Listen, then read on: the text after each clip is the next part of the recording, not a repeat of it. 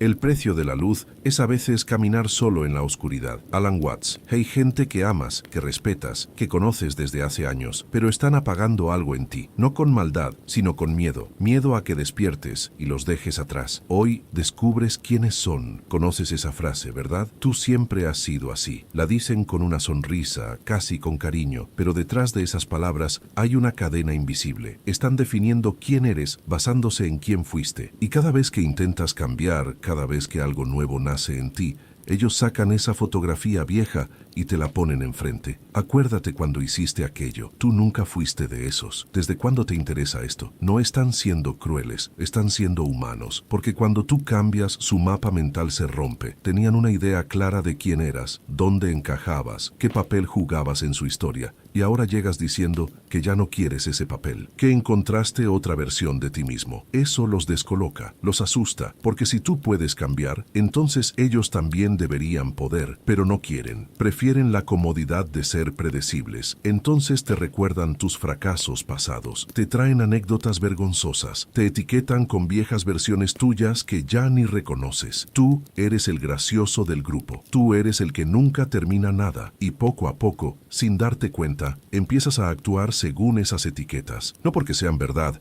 sino porque es más fácil que pelear contra la corriente. Alan Watts hablaba de esto cuando explicaba que la mayoría de la gente vive atrapada en conceptos. No ven la persona frente a ellos, ven la idea que tienen de esa persona, y defender tu transformación contra sus ideas es agotador. Por eso muchos regresan, no porque el camino antiguo fuera mejor, sino porque cansarse de explicarte todo el tiempo duele más que renunciar a crecer. Hay personas que se alimentan del sufrimiento ajeno, no de forma obvia, no son sádicas, pero construyeron su identidad alrededor de ser quienes ayudan, quienes escuchan, quienes están ahí cuando todo colapsa. Suena noble, ¿no? El problema empieza cuando tú dejas de colapsar, cuando ya no necesitas que te rescaten, cuando encuentras herramientas para sostenerte solo. Ahí es cuando todo cambia. De repente, esa persona que antes te mandaba mensajes preguntando cómo estabas, deja de escribir. O peor, empieza a recordarte lo mal que estuviste. ¿Te acuerdas cuando llorabas por esto? Menos mal que estuve ahí, ¿no? Como si tu dolor fuera un trofeo compartido, como si tu sanación les robara algo, porque lo hace, les roba su rol. Ellos necesitaban ser indispensables, y tu recuperación los volvió opcionales. Necesitaban verte roto para sentirse completos. Y cuando llegas con energía renovada, con claridad mental, con ganas de construir en lugar de lamentarte, ellos no saben qué hacer contigo. Ya no encajas en su narrativa de salvador y salvado. Lo más difícil de identificar a estas personas es que genuinamente creen que te aman. Y tal vez lo hacen, pero aman la versión débil de ti, la versión que los necesita, la versión que justifica su existencia. Entonces, consciente o inconscientemente, empiezan a sabotear tu progreso. Te recuerdan peligros inexistentes, magnifican pequeños tropiezos, te dicen que estás cambiando demasiado rápido, que deberías tener cuidado, que tal vez no estés listo. ¿Y sabes qué es lo peor? Que a veces funciona, porque cuando estás vulnerable, cuando apenas estás aprendiendo a caminar de nuevo, sus palabras pesan y regresas corriendo a sus brazos, confirmando lo que ellos siempre supieron, que sin ellos no puedes. Esta categoría es más sutil. Son las personas que constantemente te empujan hacia el promedio, hacia lo seguro, hacia lo que todos hacen, no porque quieran hacerte daño, sino porque ellos eligieron la seguridad y necesitan validación. Necesitan que tú también la elijas, porque si no lo haces, su elección queda expuesta como lo que realmente es: cobardía disfrazada de sensatez. Te hablan de planes de retiro a los 30, de hipotecas, de trabajos estables aunque los odies, de relaciones cómodas aunque no te llenen, de seguir estudiando aunque ya sepas que ese título no te llevará a ningún lado que realmente quieras ir. Y cuando tú mencionas algo diferente, algo que brilla en tus ojos, ellos te miran con esa mezcla de condescendencia y preocupación. Está bien soñar, pero también hay que ser realista. Realista. Esa palabra se volvió sinónimo de resignación. Ser realista significa aceptar que la vida es mediocre y punto. Significa dejar de creer en posibilidades. Significa conformarte antes siquiera de intentar. Y ellos son expertos en vestir esa mediocridad con palabras bonitas. Es lo responsable, es lo maduro, es lo que hace la gente exitosa. Pero aquí está el truco. Ellos no conocen gente exitosa de verdad. Conocen gente que tiene cosas, casa, coche, tarjetas de crédito al límite y úlceras. Conocen gente que cambió sus sueños por una falsa sensación de control.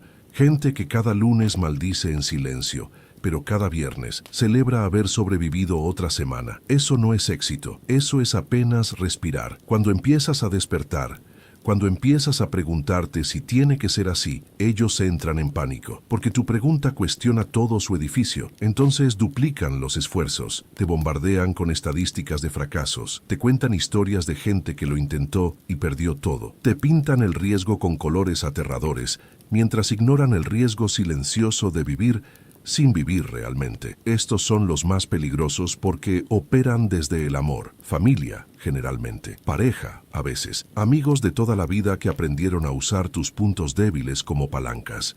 No te dicen directamente que dejes de crecer, te hacen sentir culpable por hacerlo. Ya no pasas tiempo con nosotros, has cambiado mucho, te estás volviendo diferente. Cada frase cargada con toneladas de reproche emocional, como si evolucionar fuera una traición, como si buscar tu propia verdad fuera abandonarlos. Y lo peor es que, en cierto nivel, tienen razón. Cuando despiertas, te alejas, no porque quieras, sino porque ya no puedes participar en conversaciones que te vacían. Ya no puedes fingir entusiasmo por cosas que te parecen irrelevantes. Ya no puedes pretender que todo está bien, cuando claramente no lo está. Entonces ellos interpretan tu distancia como rechazo y responden con culpa.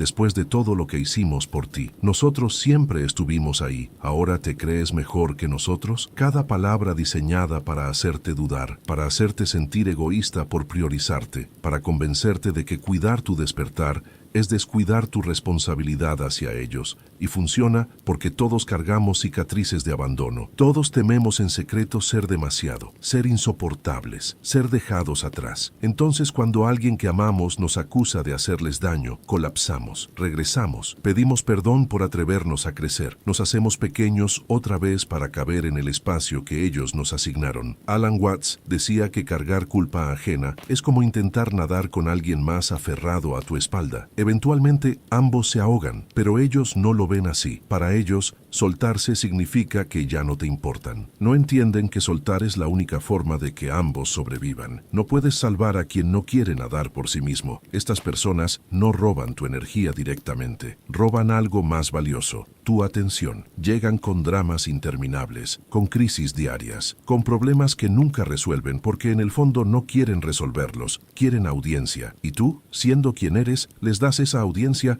porque confundes empatía con disponibilidad total. Cada día hay algo nuevo, una pelea con alguien, un problema en el trabajo, una injusticia que sufrieron, y cada día tú escuchas, aconsejas, apoyas, pero nada cambia, porque ellos no buscan soluciones, buscan atención infinita, buscan validación constante, buscan alguien que absorba sus emociones sin procesar, para no tener que procesarlas ellos mismos. Lo insidioso de esto es que se siente como amistad, se siente como estar ahí para alguien, se siente noble. Pero hay una diferencia brutal entre apoyar a alguien en una crisis real y ser el basurero emocional de alguien que se niega a crecer. Una crisis real tiene principio y fin. Tiene momentos donde la persona toma acción. Tiene progreso, aunque sea doloroso. Pero estos vampiros están atrapados en bucles. Las mismas quejas, las mismas historias, los mismos patrones destructivos que repiten mientras juran que esta vez será diferente. Y cada hora que pasas con ellos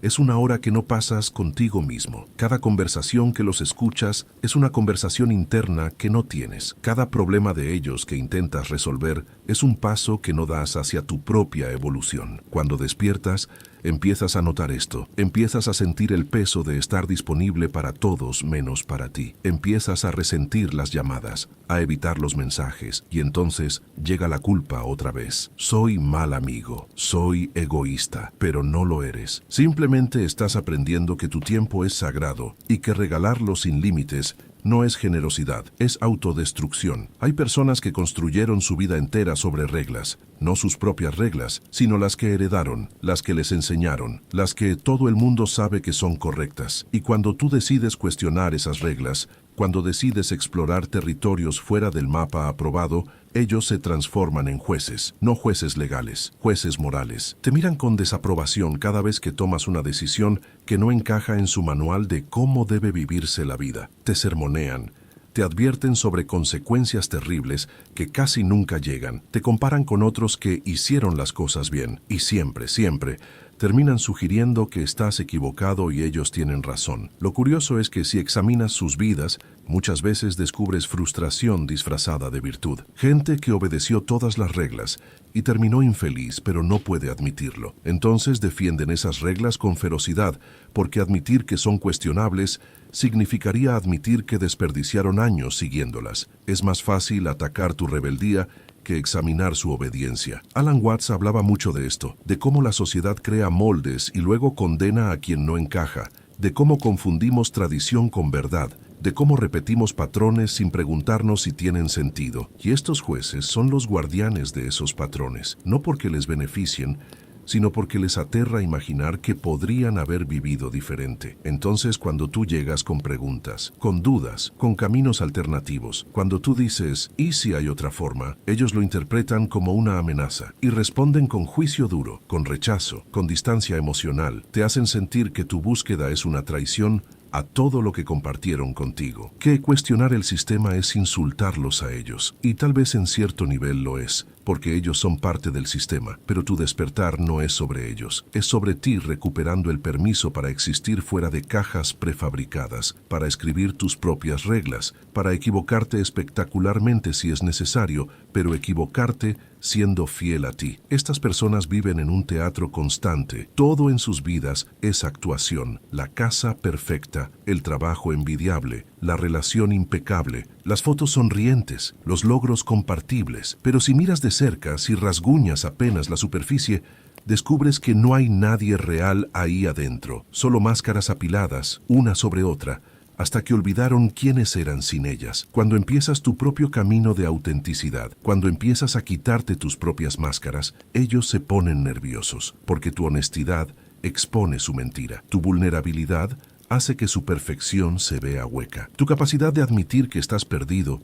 que estás buscando, que no tienes todas las respuestas, contrasta brutalmente con su fachada de tenerlo todo resuelto. Y no pueden permitirlo. Entonces empiezan sutilmente a desacreditarte. Está pasando por una fase. Está teniendo una crisis. Pobrecito, anda confundido. Como si despertar fuera una enfermedad temporal, de la cual eventualmente te recuperarás y volverás a ser normal. Como si buscar verdad fuera síntoma de inestabilidad en lugar de valentía. Lo trágico es que en el fondo, muchos de ellos envidian tu coraje. Quisieran poder soltar sus máscaras también, pero llevan tanto tiempo usándolas que quitárselas significaría morir socialmente, perder amistades, perder estatus, perder todo lo que construyeron sobre mentiras bonitas. Entonces, en lugar de admirar tu libertad, la atacan. En lugar de celebrar tu autenticidad, la ridiculizan. Watts tenía razón cuando decía que la mayoría de la gente tiene tanto miedo de ser nadie que prefiere ser alguien falso. Prefieren la seguridad de una identidad prestada que la incertidumbre de descubrir quiénes realmente son. Y cuando tú eliges esa incertidumbre,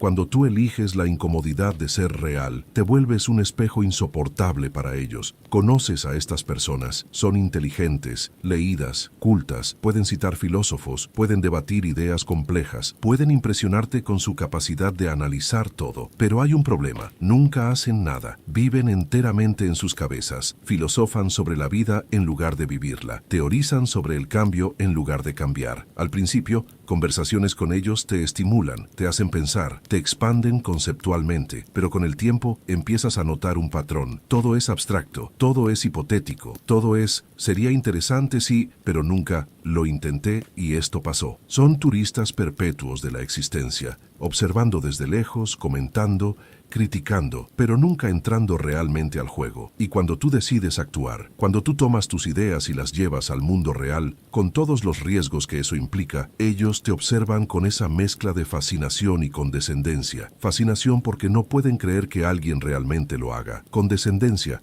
porque en su sistema de valores, actuar sin analizar infinitamente es primitivo, es impulsivo, es poco sofisticado. Pero Alan Watts advertía exactamente contra esto, contra confundir el mapa con el territorio, contra creer que hablar sobre nadar es lo mismo que mojarse, contra usar la filosofía como escudo contra la vida en lugar de como herramienta para vivirla mejor. Estos habitantes del laberinto mental construyeron fortalezas de conceptos donde se esconden del riesgo real de existir plenamente. Mantenerte cerca de ellos es peligroso cuando estás despertando, porque te seducen de regreso al pensamiento infinito, te convencen de que necesitas más preparación, más lectura, más análisis, más claridad antes de moverte, y mientras tanto, los años pasan. Tus sueños se pudren en carpetas de algún día. Tu despertar se convierte en otro tema interesante para discutir en lugar de una realidad que vives. Ellos te mantienen seguro en la parálisis y lo llaman sabiduría.